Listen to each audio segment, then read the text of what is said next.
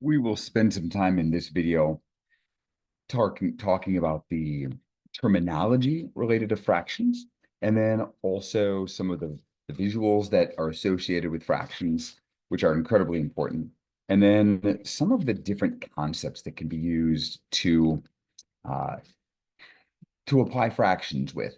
Um, there are three different concepts associated with fractions, and we'll look at each one of those. So the first thing to know are just some basic definitions here. The term fraction is used to refer both uh, to a number written in the form a over b with b not equal to zero. That's incredibly important. You can never have a zero as a denominator. Again, we say it's undefined if something happens to cause a zero to be in the denominator. The top part of our fraction, the a, is called the numerator, and the bottom part is called the denominator. Another term that we often associate with fractions when the numerator or denominator is an integer is called a rational number. Rational numbers refer to any number that can be written as a fraction. And you'll notice that it has that word ratio right in it. And we're going to talk later about ratios are a concept that are linked with fractions. And it is also important to note that the denominator and numerator can really be any number so long as that denominator is not zero. So we're going to talk about three different concepts of fractions, and those three are called the part to whole concept, the fraction quotient concept, and the ratio concept.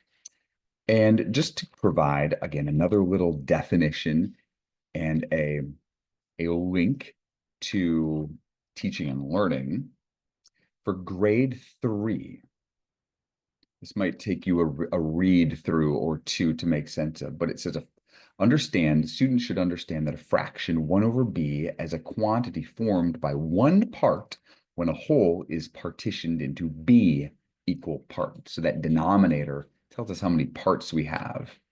And understand a fraction a over b as the quantity formed by a number of parts of size 1 over b. So we're going to even be talking about that concept, that idea there that's described here as our very first fraction concept. And we call this very first one the part to whole concept. And in this concept, when we're thinking about fractions in this way, we're using fractions to denote part of a whole thing, part of a whole thing.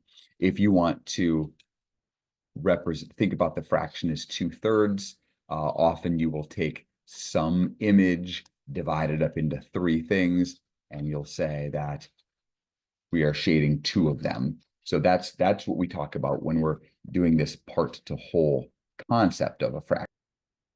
Going back to the definition that we stated a moment ago, a fraction a over b, the a, well, let's start with the b. The b, the denominator, is telling us the number of equal parts. So again, we are starting with one item, one picture, one image, and we're taking that one thing and we're breaking it up into 3 different parts that denominator will tell us. The A, the number on top, it indicates the number of parts being considered, right? So this is the number of parts being considered. So in this case, that's 1 and 2, right? That's the numerator considered. The fraction could mean many different things. So whatever it is that you are talking about. Now, they don't even all have to look like the one I drew. We could see something that looks like this, where we're saying how many of the wedges are shaded orange, what fraction of that circle is shaded, and we would count 1, 2, 3 out of 1, 2, 3, 4, 5, 6, 7, 8. So this would be representative of the fraction 3/8. we could have a picture that looks like this one, where it's a square. And if we count all of the squares in it, there are 16, and 1, 2, 3, 4, 5, 6, 7 of them are shaded. And so that's an image that could represent 7/16. We could have something that looks like this. It doesn't even have to be I guess, a perfect polygon like that. Again, this one here is 1 out of 6. This one is 1, 2, 3, 4, 5, 6, 7, 8, 9 pieces, and 1, 2, 3, 4, 5. 5 of them have an M. So 5/9 are marked with an M. So again, this is all this part to whole concept. And it's actually very similar to what we have as our manipulatives also. So when you have your manipulative pieces, they look like this. And the blue is cut up into 4 pieces, and 3 of them are shaded. So those manipulatives that we're using are demonstrating that part to whole concept.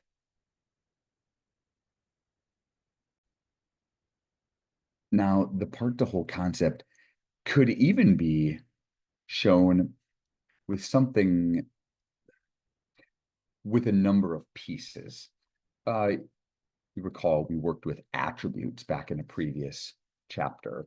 And so we might have had a set. And that set might have had squares and triangles and circles. And we might say in this picture right here, what fraction of the attributes of the set, what fraction are triangles? And we would say, well, there's 1, 2 out of 1, 2, 3, 4, 5, 6, 7. So 2 7s, 2 out of 7 are triangles. And so it doesn't even have to be just a single figure that's cut up into individual pieces. We could just be talking about individual pieces themselves in a set. And finally, we can also look at a number line to explore the part to whole concept. Students might be familiar with this idea if they've used a measuring device, a tape measure, a ruler, and we can see that this particular number line or measuring device is really going from 0 to 1. It's often how we will look at a unit from 0 to 1. And then it's along the bottom broken up into tenths. And really what we're measuring there is the distance from 0 up to that line. That's a distance of 3/10. On the top, it's also divided up into sixths, right? So we could say this is the distance to 1/6 if we're considering from 0 all the way up to that 1 whole. And so that leads us into our next concept. But first, another connection to the Common Core state standards. And what we just talked about was a number line. So can students in grade 3 represent a fraction 1 over b by defining the interval from 0 to 1 as the whole, like we did right here, and partitioning it into b equal pieces? What I will say from my observation, teaching for 20 years, is that this is a big indicator of number sense, of the ability to visualize numbers. Can they easily divide up a segment into equal number of pieces? And then they recognize that each part has size 1 over b. So in this case, when we looked at, let me erase this to make it a little cleaner. Right, so when we looked at just this, that little segment right there, it's 1 segment of tenths. So that has a size of 1/10. And that the endpoint of the part based on 0 locates the 1 over b on the number line. So using the number line with fractions is an important piece for those young learners. And notice that's a 3rd grade That's a third grade concept. The next concept that we're going to discuss, the next way to visualize the idea of fractions is what we call the fraction quotient concept. And there's a nice little cartoon, Peanuts cartoon, that illustrates this. So take a moment and read through this.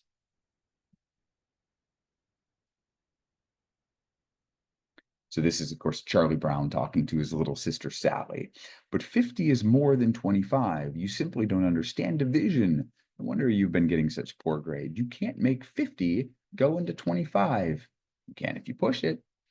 And so this is Charlie Brown's sister. She's trying to divide 25 by 50. That's the problem that she is encountering. 25, and she's trying to divide it by 50.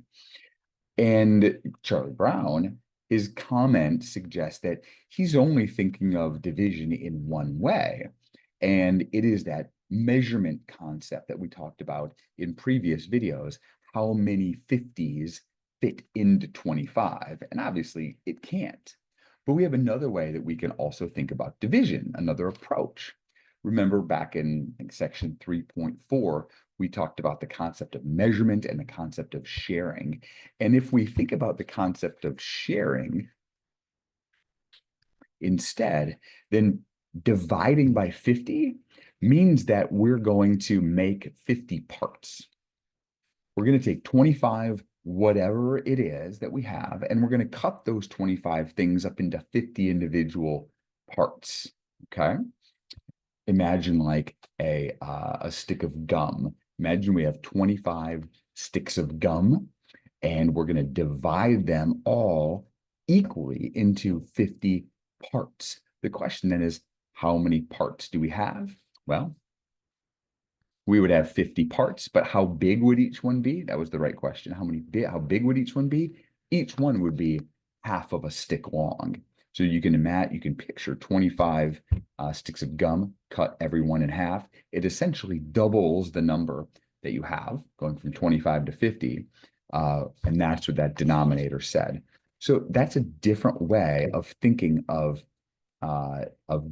division and fractions. And so what I'm going to show you now is how you can kind of put this into practice.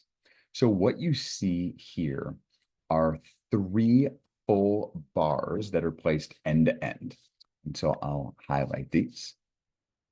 So this is bar 1, this is bar 2, and this is bar 3. So imagine we have a length of 3. But we need to compute 3/4. And we're trying to imagine it using the sharing concept of division. And so we're taking these three equal bars that are laid end to end, and we're cutting them up into 4 pieces. So imagine it's now one long bar, and then we're going to cut it up into 1, 2, 3, 4 pieces. Each one of these sections, if I go from here to here, right, each one of these pieces now has a length of 3/4. And so does this one, and so does this one, and so does this one.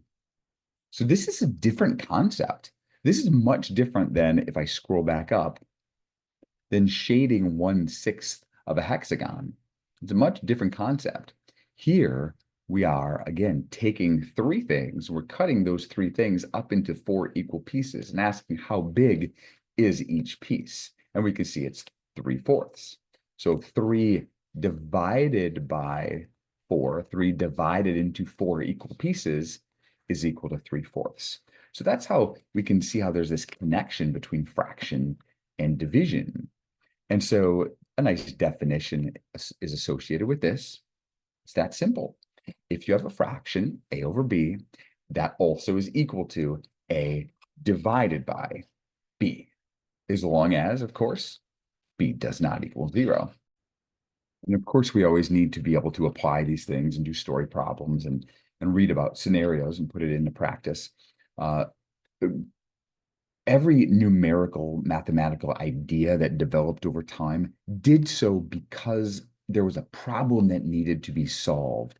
And we needed to sort of invent fractions because we ended up having to divide whole numbers, and they didn't divide nicely.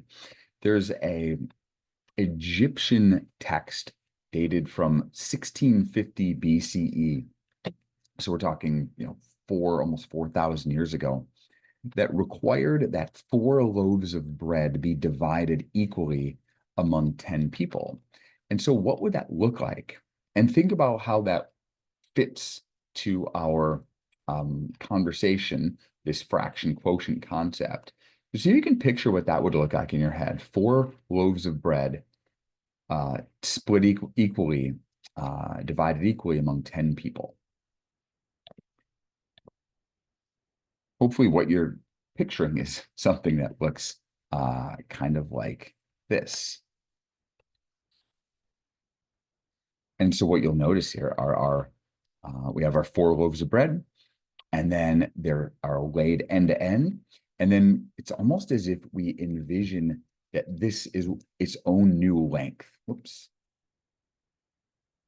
From here to here is its own length. And then we're taking that length and we're cutting up into 10 equal pieces, right? And you can see 1, 2, 3, 4, 5, 6, 7, 8, 9, 10.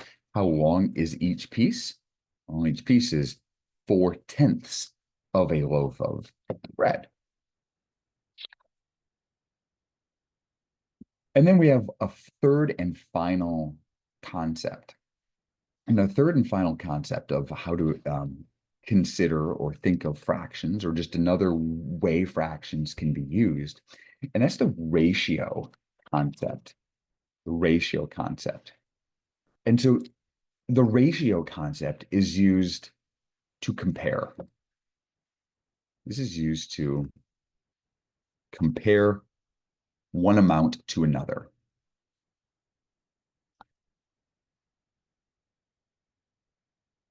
Often we are comparing sizes of things or numbers of things, this thing to that thing.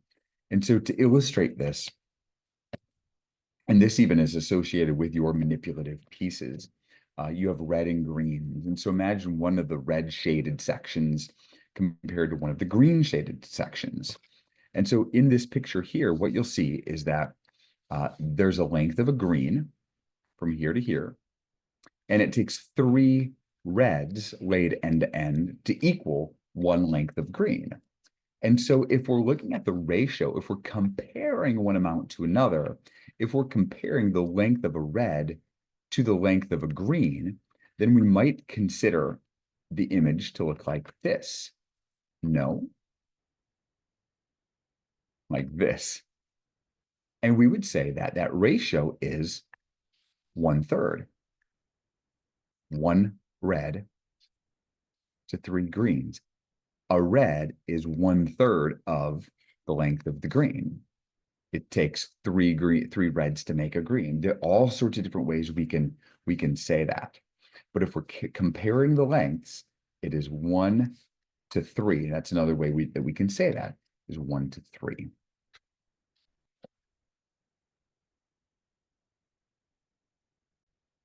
And here we're comparing the red and yellows. Now the red and yellows don't line up the same way. If you want to compare this as a ratio, then you actually have to extend them to look like this. And so what you'll notice here is we have 2 yellows on the bottom to 5 reds on the top. So can you state what the ratio would be? What the ratio would be there of red to yellow? 2/5, correct? It takes 5 reds to make 2 yellows. So a single red is 2/5 the size of a single yellow. That's how we're envisioning this. This is 2/5 of this.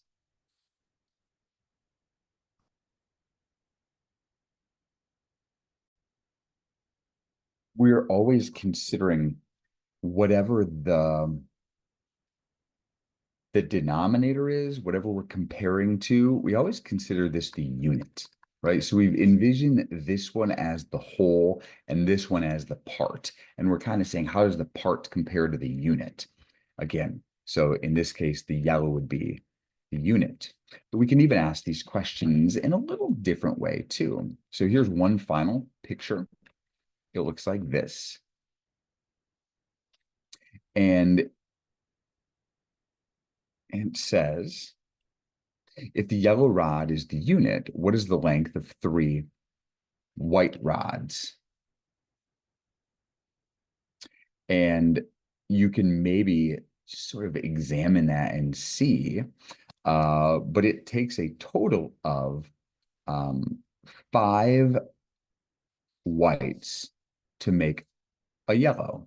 So if I even continued, oh, that was a pretty good square, right? We could sketch the rest of this. And we see that if we wanted to fill in the rest of the gap, right, it would take 2 more. So if the yellow rod is the unit, what is the length of 3 white rods? So we don't always just have to be comparing a single piece to the unit. In this case, we're comparing 3. So the length of 3 white rods compared to the yellow would be 3/5. And so, again, what I'm hoping you are taking away from this part of the conversation is that we do have 3 different ways to envision fractions. We have the part whole, right? If you're shading in a single section or multiple sections of a piece where every section is of equal size.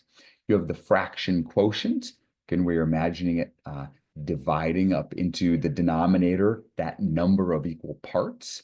And then you have the ratio, where it's more about the comparison.